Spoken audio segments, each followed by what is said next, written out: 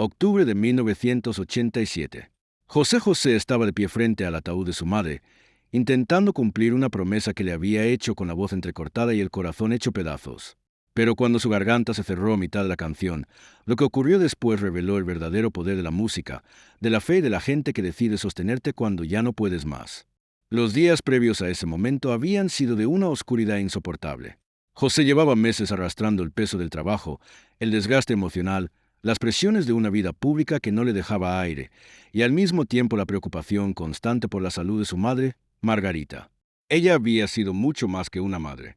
Había sido su primera escuela, su primer refugio, el oído que afinó su sensibilidad, la mujer que le enseñó que una canción no se canta con la garganta, sino con las heridas. Durante semanas, Margarita había ido apagándose en silencio. Los médicos daban diagnósticos, recetaban tratamientos, hablaban con prudencia, pero José se aferraba a la idea de que todavía habría tiempo. Siempre pensó que habría tiempo. Tiempo para otra conversación, para otra comida en familia, para volver a escuchar sus consejos, para agradecerle todo lo que había hecho por él cuando no era nadie, cuando apenas era un muchacho flaco soñando con escenarios imposibles. Pero esa madrugada llegó la llamada que ningún hijo está preparado para recibir. Su madre había muerto. Quienes estuvieron cerca de José en esas horas dijeron que no reaccionó de inmediato. No gritó, no golpeó la pared, no se desplomó, se quedó inmóvil, como si el cuerpo supiera antes que la mente que hay noticias demasiado grandes para entenderlas de golpe, como si por unos segundos pudiera engañar al dolor quedándose quieto. Cuando por fin llegó a la casa, ya no era José, la gran voz de México, el hombre de los teatros llenos, de los aplausos interminables, de las canciones que acompañaban amores y despedidas por todo el continente. Era solamente un hijo roto. Un hijo que acababa de perder a la mujer que le había enseñado a escuchar el alma detrás de cada nota. Durante 2 días habló muy poco. Se sentaba cerca del féretro, miraba las flores sin verlas realmente, y de vez en cuando apoyaba la mano sobre la madera como si aún pudiera sentir ahí la presencia de su madre. Recuerda suscribirte y darle like al vídeo si te gustaría seguir escuchando más relatos ocultos. Los familiares entraban y salían. Llegaban amigos, conocidos, músicos, gente del medio artístico, vecinos, viejos afectos. Todos querían acompañarlo, decirle algo, abrazarlo, pero había dolores que no admiten consuelo inmediato. A ratos, José se inclinaba apenas y murmuraba palabras que casi nadie alcanzaba a oír. Perdóname, mamá. Perdóname por no haber estado más. Perdóname por llegar tan cansado tantas veces. Perdóname por todo lo que no supe decirte. El funeral oficial ya estaba organizado. Habría asistentes importantes, cámaras, periodistas, coronas, rostros famosos, el ruido inevitable que se produce cuando la muerte toca de cerca a alguien conocido. Pero antes de todo eso, José sentía que debía hacer algo distinto, algo íntimo, algo que no perteneciera al espectáculo ni a la formalidad, algo que fuera verdaderamente de ella. Porque Margarita no amaba el brillo, amaba la música de verdad, la que se canta bajito y aún así atraviesa el pecho, la que no necesita reflectores para tocar el alma, la que nace en una sala pequeña, en una parroquia sencilla, en una reunión familiar, en el piano de una casa donde se ha llorado y se ha amado mucho. Por eso pidió que, antes de sepelio, llevaran el féretro a una pequeña capilla en la Ciudad de México que su madre había frecuentado durante años. No era una iglesia famosa. No tenía vitrales monumentales ni grandes columnas. Era un lugar modesto, sereno, con bancas de madera gastada y una acústica tibia, casi doméstica. Ahí Margarita encontraba paz. Ahí había rezado muchas veces. Ahí. Según ella, las canciones no sonaban para impresionar a nadie, sino para hablar con Dios. También había algo más. En esa capilla cantaba desde hacía años un pequeño coro dirigido por una mujer mayor llamada Doña Estela, pianista retirada, de manos finas y mirada profunda. Margarita la admiraba enormemente. Decía que cuando ese coro entonaba una canción religiosa o un bolero llevado al susurro, el tiempo parecía detenerse. José había escuchado a su madre hablar de aquellas voces con una ternura especial, como si en ellas encontrara un tipo de consuelo que ninguna fama podía comprar. Y en sus últimos días, cuando ya intuía que el final se acercaba, Margarita le había pedido algo a su hijo. No me cantes allá afuera, entre tanta gente, le dijo una tarde con una serenidad que a José le partió el alma. Si un día me voy, cántame donde todavía se oiga el corazón. En esa capillita, con piano, sin prisa, como cuando eras niño y cantabas para mí sin saber que ibas a llenar teatros. José le prometió que así sería. Y una promesa hecha a una madre, sobre todo cuando ya se está despidiendo, se convierte en una ley sagrada. La mañana del funeral, antes de que empezara el movimiento de autos, flores, prensa y homenajes, un grupo pequeño se reunió en aquella capilla. Estaban algunos familiares cercanos, un par de amigos de toda la vida, los músicos que José respetaba profundamente, doña Estela al piano y el coro reducido que tanto había querido Margarita. José entró vestido de oscuro, con el rostro agotado y los ojos hundidos de quien lleva demasiadas horas sin dormir y demasiado dolor encima. Caminaba lento, como si cada paso pesara más de la cuenta. Se acercó al ataúd, lo tocó con la yema de los dedos y permaneció allí en silencio. Doña Estela se aproximó con la delicadeza de quien sabe que a veces el consuelo no está en decir mucho, sino en decir lo justo. «Hijito», le susurró, «no tienes que hacerlo si no puedes. Tu mamá ya sabe cuánto la amaste». José levantó la mirada. En sus ojos no había fuerza, pero sí una decisión terquísima, nacida del amor y de la culpa. «Se lo prometí», dijo apenas. «Le prometí que iba a cantarle». Doña Estela asintió despacio. Había acompañado muchos duelos. Sabía reconocer cuando una persona no está tratando de lucirse, sino de sobrevivir a través de un acto de amor. «Entonces nosotros te seguimos», respondió ella. «Tú empieza.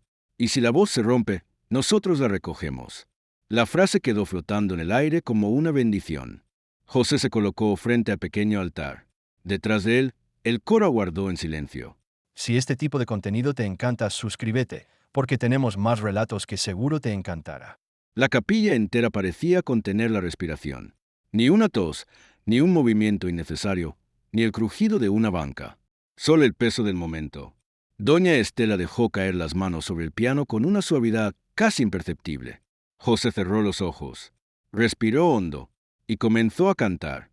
No eligió una canción grandilocuente. No eligió una de esas interpretaciones que deslumbran por potencia o dramatismo. Eligió una melodía íntima, casi una caricia. Una de esas canciones que hablan de la compañía que permanece incluso en la ausencia. Una canción que su madre le pedía desde joven, cuando todavía cantaba en reuniones familiares y ella lo escuchaba con una mezcla de orgullo y presentimiento. La primera línea salió frágil, apenas sostenida. No era la voz del ídolo. No era la voz impecable del escenario. Era la voz de un hijo. Una voz vulnerable, desnuda, herida. José avanzó una frase más. Luego otra. El piano lo acompañaba con una delicadeza casi maternal. El coro, detrás, sostenía apenas una respiración armónica para no invadirlo. Todo parecía ir bien, aunque en cada sílaba se notaba el esfuerzo inmenso que estaba haciendo para mantenerse entero. Entonces llegó el quiebre. En mitad del verso, justo cuando la letra rozó una imagen de despedida, la voz se le quebró por completo. No fue un pequeño tropiezo, fue una ruptura total. La garganta se le cerró. Los labios temblaron. El aire dejó de obedecerle. Intentó seguir. Lo intentó con todas sus fuerzas. Pero no pudo. Bajó la cabeza. Llevó una mano al pecho, como si algo por dentro acabara de partirse en dos. Y entonces el silencio cayó sobre la capilla. Un silencio profundo, doloroso, humano. Un silencio en el que todos vieron lo mismo. No una estrella, no una leyenda, no un intérprete inmenso, sino a un hombre destrozado que ya no podía sostener la promesa solo. Fue entonces cuando ocurrió. La voz de doña Estela, suave pero firme, tomó la línea donde José la había dejado. El coro se unió de inmediato. No entraron para corregirlo ni para salvar una presentación. Entraron para abrazarlo con música, para hacer por él lo que él ya no podía hacer por sí mismo. Las voces comenzaron a crecer, no en volumen, sino en calor. Era como si la canción, de pronto, hubiera dejado de ser una interpretación y se hubiera convertido en un acto de compasión. Cada armonía parecía decirle, no estás solo. No tienes que terminar esto solo. Nosotros cantamos contigo. Nosotros cargamos contigo. José permaneció inmóvil unos segundos, escuchándolos. Y algo dentro de él se abrió. No se vino abajo de golpe. Se abrió. Las lágrimas que había contenido desde la llamada comenzaron a caer sin defensa. Después vinieron los sollozos. Profundos, irregulares, imposibles de esconder. Su cuerpo entero temblaba mientras aquellas voces seguían cantando para su madre y, al mismo tiempo, por él. Una de las integrantes del coro se acercó primero y le puso una mano en el hombro sin dejar de cantar. Luego otra. Después una tercera. En cuestión de segundos, José quedó rodeado por aquel pequeño grupo de personas que entendieron, sin necesidad de explicaciones, que hay momentos en los que la caridad más grande consiste simplemente en sostener a alguien mientras se rompe. Cantaron completa la canción. La cantaron como Margarita le gustaban las cosas. Sin exageración, sin artificio, con verdad. El piano lloraba debajo de las voces. El coro no trataba de impresionar, trataba de contener. Y en medio de ese círculo de música y ternura, José lloró como quizás no se había permitido llorar en años.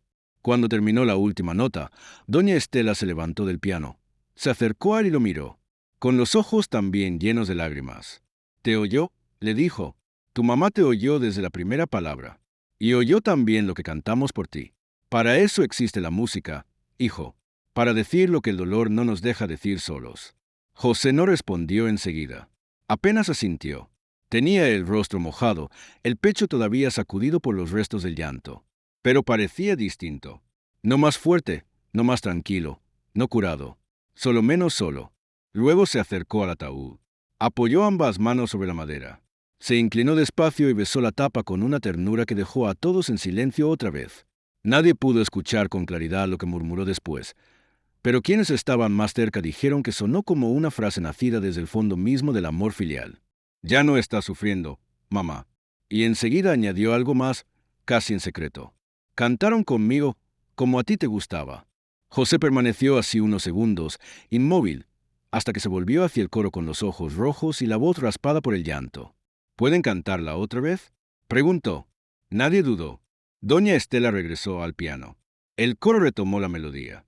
Y esa segunda vez fue distinta. Ya no era el momento del quiebre. Era el momento de la entrega. José no intentó sumarse. Solo permaneció junto al ataúd, con una mano apoyada en él, escuchando cómo la canción llenaba cada rincón de la capilla. Cuando terminaron, fue abrazando a uno por uno.